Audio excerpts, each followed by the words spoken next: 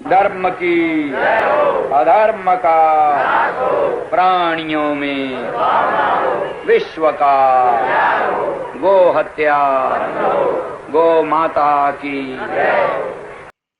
श्रीमन्नारायण। धर्म कौमुदी के इस चलचित्र में आपका स्वागत है। पूर्व चलचित्र में हमने धर्म पर चर्चा की थी और धर्म के जो प्रमुख स्रोत हैं वह शास्त्र हैं, यह निष्कर्ष निकाला था।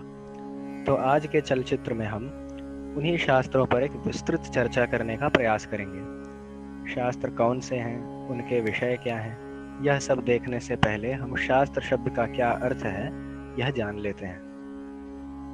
शास्ति त्रायते इति शास्त्रम, अर्थात जो धार्मिकों पर शासन करता हो और उन्हें पाप से दूर रखता हो वह शास्त्र है।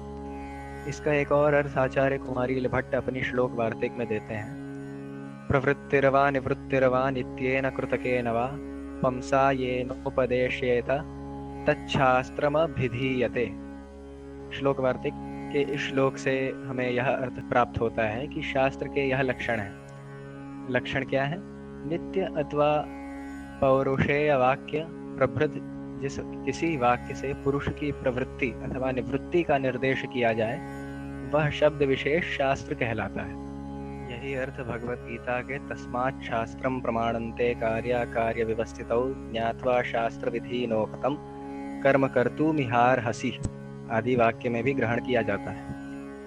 किसी भी शास्त्र का एक प्रतिपाद्य विषय होता है, प्रयोजन या लक्षण होता है, अन्य विषयों से संबंध होता है और अधिकारी होता है जो उस शास्त्र का अध्ययन कर सकता है। अधिकारी के विषय पर हम किसी अन्य दिन पर चर्चा करेंगे। अंगानां वेदाश्चात्वरो मीमांसा न्याय विस्तारः पुराणं धर्मशास्त्रं च विद्या होताश्चतुर्दश आयुर्वेदो धनुर्वेदो गान्धर्वश्चैव ते त्रयः अर्थशास्त्रं चतुर्थं तु विद्या अष्टादशैवता। यहाँ अष्टादश विद्याओं की चर्चा की गई है और हम एक एक करके हर विद्या और उससे संबंधित शास्त्रों की चर्चा करेंगे। वेद सर्वोत्कृष्ट शास्त्र है। सभी धर्मों का मूल वही है जो कि हमने पूर्व चलचित्र में भी देखा था। वेद की परिभाषा देते हुए आपस्तम मुनि कहते हैं, मंत्र ब्राह्मणयोर वेदानाम वधेयम, अर्थात मंत्र और ब्राह्मण वेद कहलाते हैं। सृष्टि के प्रारंभ में वेद ब्रह्मा जी को प्राप्त हुए थे और उन्होंने आगे अपने शिष्यों को वेद पढ़ाया था। इसके आगे परंपरा चलती गई जो आज भी चलती आ रही है। हम आस्तिक वेद की अपौरुषेयत्व को जानते हैं, अर्थात जो किसी पुरुष, चाहे वह मनुष्य या ईश्वर हो, किसी की रचना ना हो। इस अपौरुषेयत्व पर किसी और दिन हम विस्तार से चर्चा करेंगे। द्वापरे द्वापरे विष्णुर्व्यास रूपी महामुने वेदमेकं सुबाहुधा कुरुते जगतो हितः वीर्यं तेजो बलं चाल्पं मनुष्याणामवेक्ष्य च हिताय सर्वभूतानां वेद भेदान करोति सः। से यह सिद्ध होता है कि वेद प्रलय के पश्चात एक हो जाता है और हर महायुग के द्वापर में मनुष्यों की घटती आयु और बुद्धि को देख स्वयं श्रीमन नारायण वेद व्यास अर्थात वेद का विभाजन करने वाले के रूप में अवतरित होते हैं और वेदों का विभाजन करते हैं। श्रीमद् भागवत पुराण के 12 स्कंद के वचनों से सिद्ध होता है कि वेद में प्रमुख 4 प्रकार के ऋत्विजों के कर्मों का वर्णन आता है, जिनके कर्मों के विभाजन से वेद का विभाजन किया गया है। होता अर्थात जो ऋचाओं के प्रयोग से देवताओं का आवाहन करे, वह षटकार आदि का उच्चारण करे और इसके ही समान देवता स्तुति एवं आवाहन के अन्य कार्य करे। अध्वर्यु का अर्थ ऋषि यास्क अपने निरुक्त में लेते हैं। अध्वरस्य नेता अध्वरम युनक्तीति अध्वर्युः, अर्थात जो यज्ञ का संचालन करे वह अध्वर्यु कहलाता है। इसकी परिभाषा से स्पष्ट हो गया होगा कि यज्ञ में प्रमुख कार्य जैसे वेदी बनाना, आहुति पकाना एवं आहुति देना, ये सभी अध्वर्यु का कार्य है। उद्गाता अर्थात जो सामवेद का गान करता है। इन ऋत्विजों का प्रमुखतः सोमयाग में ही प्रयोग होता है। वैसे तो चतुर्थ ऋत्विज यानी ब्रह्मा या ब्राह्मण यज्ञ में ना आहुति देता है ना मंत्रोच्चार करता है, परंतु ऐत्रेय ब्राह्मण में ये तो कहा गया है कि यज्ञ की दक्षिणा में आधा भाग ब्रह्मा और उसके अतिरिक्त आधा भाग अन्य 3 ऋत्विजों में बांटना चाहिए। ऐसा इसलिए क्योंकि शतपथ ब्राह्मण में स्पष्ट वर्णन है कि 3 वेदों का ज्ञाता, अन्य 3 प्रकार के मंत्रों का ज्ञाता ही ब्रह्मा कहलाने योग्य है। इनका एक ही कार्य है, यज्ञ में अन्य ऋत्विजों से भूल हो जाए तो अथर्व या आंगिरस मंत्रों से उनका शोधन कर दिया जाए। कई जगहों पे तो यह भी वर्णन है कि मात्र ब्रह्मा की उपस्थिति से यज्ञ में सफलता प्राप्त हो जाती है। अब इन 4 विभाजनों को देखते व्यास 4 भाग में वेद का विभाजन करते हैं और आगे उनका भी 4 भागों में विभाजन कर देते हैं, जो वेद के अलग अलग कांडों को प्रकाशित करता है। प्रथम है ऋग्वेद, द्वितीय है यजुर्वेद, जिसमें भी 2 भेद होते हैं, जो है शुक्ल एवं कृष्ण यजुर्वेद, तृतीय है सामवेद और अंतिम है अथर्ववेद। इनके अंदर भी 4 विभाजन है जो कांड में भेद को दर्शाते हैं, जो कि है संहिता, ब्राह्मण, आरण्यक एवं उपनिषद। हर वेद में स्थान भेद से अनेक शाखाएं होती हैं। हर वेद की हर शाखा की गणना करना तो असंभव है, परंतु आज जो शाखाएं परंपरा से प्रचलन में हैं, वह है ऋग्वेद की शाकल शाखा, शुक्ल यजुर्वेद की मध्यांदिन एवं कण्व शाखाएं, कृष्ण यजुर्वेद की तैत्तिरीय शाखा, सामवेद की जैमिनीय एवं कौठुंग शाखा और अथर्ववेद की शौनकीय शाखा। संहिता का अर्थ है मंत्रों का संग्रह। यास्क मुनि का कथन है कि मननम विश्व विज्ञानम त्राणम संसार बंधनात् यतः करोति संसिद्धो मंत्र इत्युच्यते ततः। अर्थात मंत्र वह वर्ण समूह है जिसका बार बार मनन किया जाए और सोद्देश्य हो, अर्थात जिससे मनोवांछित फल की प्राप्ति हो, और इन मंत्रों को ब्राह्मण वाक्यों द्वारा प्रयोग स्पष्ट किया जाता है। शेषे ब्राह्मणः शब्दः, और इन मंत्रों का ब्राह्मण वाक्यों के द्वारा प्रयोग स्पष्ट किया जाता है। शेषे ब्राह्मण शब्दः से स्पष्ट है कि मंत्र के अतिरिक्त जो वेद वाक्य हैं वो ब्राह्मण कहलाते हैं। ब्राह्मण वाक्यों में वेद के कर्मकांड की विधि वर्णित होती है और इनके अंतिम अध्यायों में आरण्यक एवं उपनिषद आते हैं। अगला भाग है आरण्यक, जिसकी परिभाषा सायणाचार्य जी देते हैं। अरण्याध्ययनादेतद् आरण्यकमितीर्यते, अर्थात वन में अध्ययन करने के कारण इन्हें आरण्यक कहते हैं। वन में इसलिए क्योंकि यह वानप्रस्थ आश्रम में अध्ययन किए जाते थे। यह उपासना कांड से संबंधित होते हैं और इनमें मानसिक यज्ञ आदि का वर्णन आता है। इससे प्रतीत होता है कि यह गृहस्थ के वानप्रस्थ में जाते हुए संन्यास आश्रम के बीच के पुल का काम करते थे। उपनिषद वेद के अंतिम भाग को कहते हैं, इसी कारणवश इन्हें वेदांत भी कहा जाता है। उपनिषद का शाब्दिक अर्थ है गुरु के पास आकर बैठना। उपनिषद की अनेक परिभाषाएं भगवत्पाद आदि शंकराचार्य अपने तैत्तिरीय उपनिषद भाष्य में देते हैं।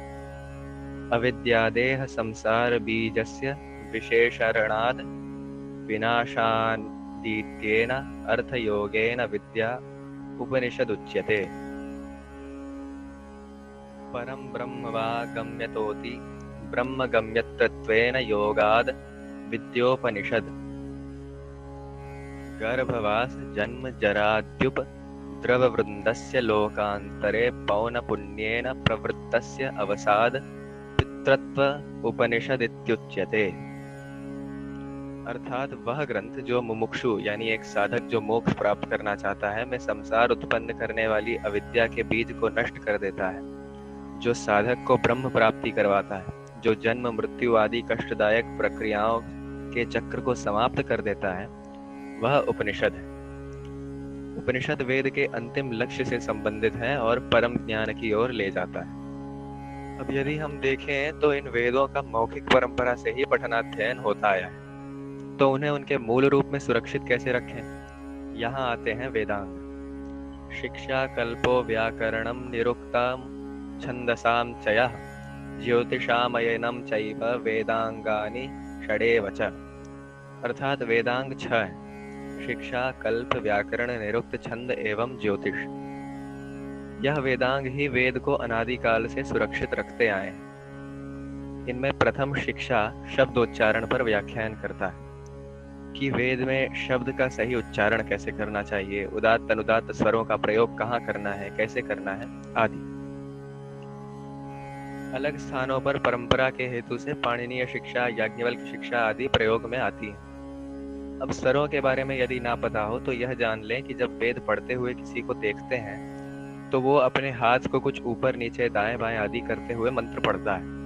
और वैदिक मंत्र साधारण लौकिक शब्दों की तरह नहीं उच्चारित होते, परंतु उदात्त अनुदात्त स्वरों के साथ उच्चारित किए जाते हैं। उदाहरण में ले अग्नि, तो यह साधारण तरह से नहीं परंतु कुछ अक्षरों को ऊंचे स्वर में और कुछ को नीचे स्वर में बोल के उच्चारित किया जाता है।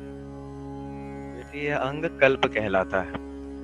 यह अति विस्तृत विषय है और इसमें 4 भाग होते हैं, जो है श्रौत सूत्र, गृह्य सूत्र, शुल्ब सूत्र और धर्म सूत्र।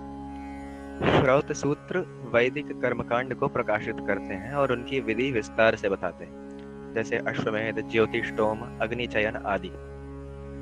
गृह्य सूत्र वह हैं जिनमें षोडश संस्कार जैसे गर्भाधान, चूड़ाकरण, उपकरण, विवाह, अंत्येष्टि आदि कर्मों का वर्णन मिलता है, एवं संध्या वंदन, शौचाचार, स्नान विधि आदि अन्य स्मार्त कर्म जिनका वेद में वर्णन तो है परंतु विधि स्पष्ट नहीं दी है, उन कर्मों की विधि प्रकाशित की जाती है। स्मार्त कर्म जैसे उपनयन, संध्या वंदन आदि से संपन्न होने पर ही श्रौत कर्मों का अधिकार प्राप्त होता है। शुल्ब सूत्रों में दक्षिणाग्नि, गार्हपत्य, आहवनीय आदि अग्नियों के कुंड कैसे बनाए जाएं, उनका मापन कितना हो आदि बताया गया है। अंत में धर्म सूत्र आते हैं।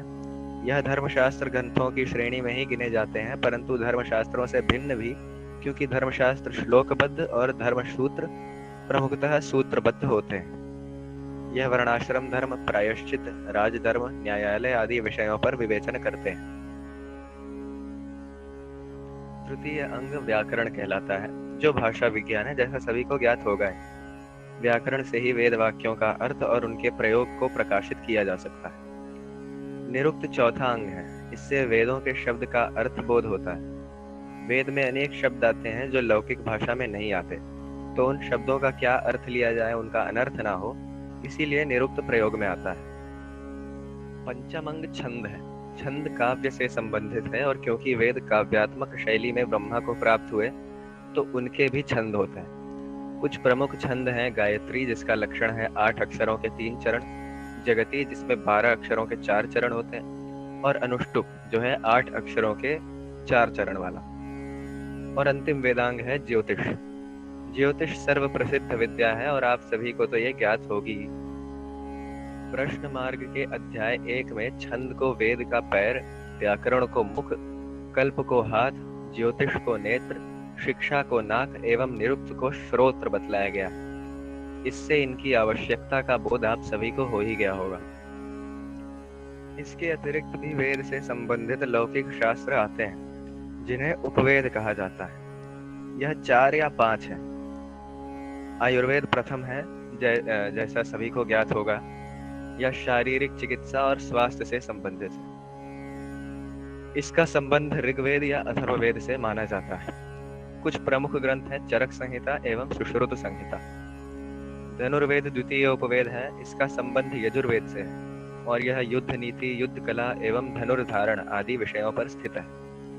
इस विषय की चर्चा महाभारत, आग्नेय पुराण आदि ग्रंथों में लघु कलेवर पर की गई है और इस विषय पर समर्पित एक ही ग्रंथ प्राप्त होता है, जिसका नाम है वशिष्ठ धनुर्वेद संहिता, जो अति लघु कलेवर का ही है। तृतीय है गंधर्व वेद, जो सामवेद से संबंधित है और नृत्य, नाट्य, गायन, वादन आदि विषयों का प्रतिपादन करता है। भारत के अधिकतर संगीत परंपराएं यहीं से निकलती हैं। चतुर्थ है अर्थशास्त्र, जो राजनीति, राजतंत्र, अर्थव्यवस्था आदि पर चर्चा करता है और यह अथर्ववेद से संबंधित कहा जाता है। नीति ग्रंथ जैसे शुक्र नीति और आचार्य चाणक्य द्वारा रचित अर्थशास्त्र इसके प्रमुख ग्रंथ हैं। एक और ग्रंथ श्रेणी को कुछ उपवेद का दर्जा देते हैं, जो है शिल्प शास्त्र। शिल्प शास्त्र में मूर्ति निर्माण, हस्तकला, चित्रकारी आदि पर चर्चा की गई।